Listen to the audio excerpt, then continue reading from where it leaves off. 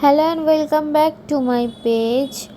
তো সকালে প্রসেনজিৎ অ্যান্ড মাম্মা গেছিলো একটুখানি বাজারে। আলু পেঁয়াজ কিচ্ছু ছিল না, আর মা বাবা আর মেয়ের খুনসুটি তো চলতেই থাকে। তো এখানে ব্রেকফাস্ট করেই গেছিলো মেয়ে আর বাবা। তো কিছু একটা কথা নিয়ে হাসছে। এখানে মাম্মাকে দিয়ে দিলাম একটুখানি ফল, এনেছে আলু আর পেঁয়াজ আর রসুন। এখানে আমি একটুখানি করব লাউয়ের তরকারি, লাউ কেটে রেখেছি। এখানে করব মাছ।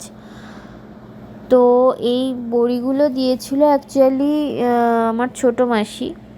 হায়দ্রাবাদে তো সেরকম বড়ি আমি পাই না, তো এখান থেকে নিয়ে যেতে হয়। আর এখানে থাকলে তো খুবই অ্যাভেলেবেল বড়ি। আমার এই মুসুর ডালের বড়ি না শুধু ভাজা খেতে খুব ভালো লাগে, তো আমি একটুখানি বেশি করেই করেছি যে একটু ভাজা খাবো আর একটু লাউয়ের তরকারিতে অ্যাড করব। তোমরা কে কে মুসুর ডালের বড়ি খেতে ভালোবাসো বলো।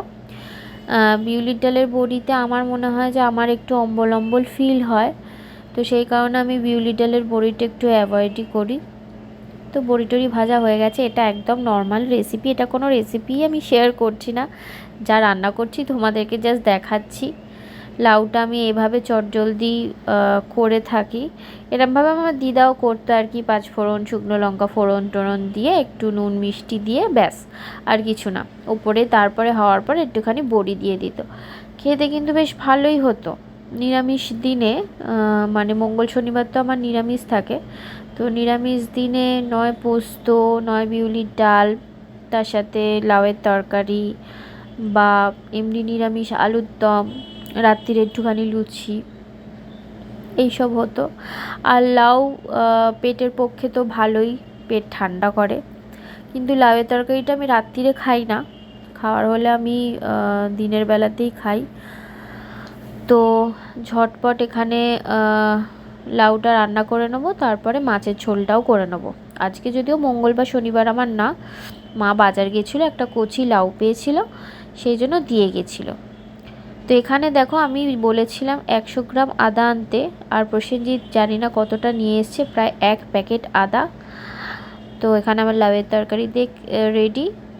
তো মাছটাও এবার করে নেবো। মাছটাও আজকে মাই এনেছিল, বাজারে গেছিলো, তো মাছের ঝোলও রেডি।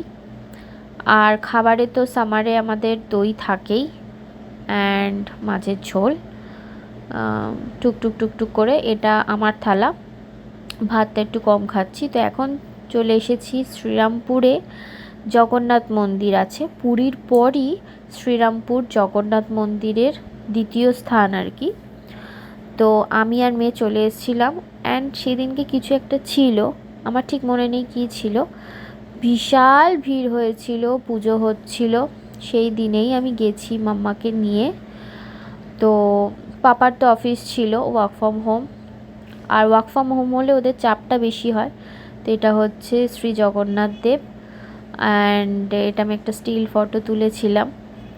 তখন এমন টাইমে গেছি যে সন্ধ্যা আরতি হচ্ছে, অ্যান্ড বিশ্বাস করো যখনই আমার মন প্রচণ্ড অশান্তিতে থাকে বা আমি খুব স্যাড ফিল করি, তখন আমি এই জগন্নাথ মন্দিরে চলে আসি। মেয়ে আসলে আসে, নয়তো আমি একাই চলে আসি। আমার খুব ভালো লাগে, আর আমার বাড়ি থেকে একদম কাছে, অটো বা টোটো ধরলে 7-8 মিনিট। এখানে মা কালী শনি মন্দিরও ছিল। এবার চলে এসেছিলাম বাজার কিছু করে নিয়ে বাড়ি চলে গেছি। চলো ব্লগটাকে শেষ করলাম, টাটা।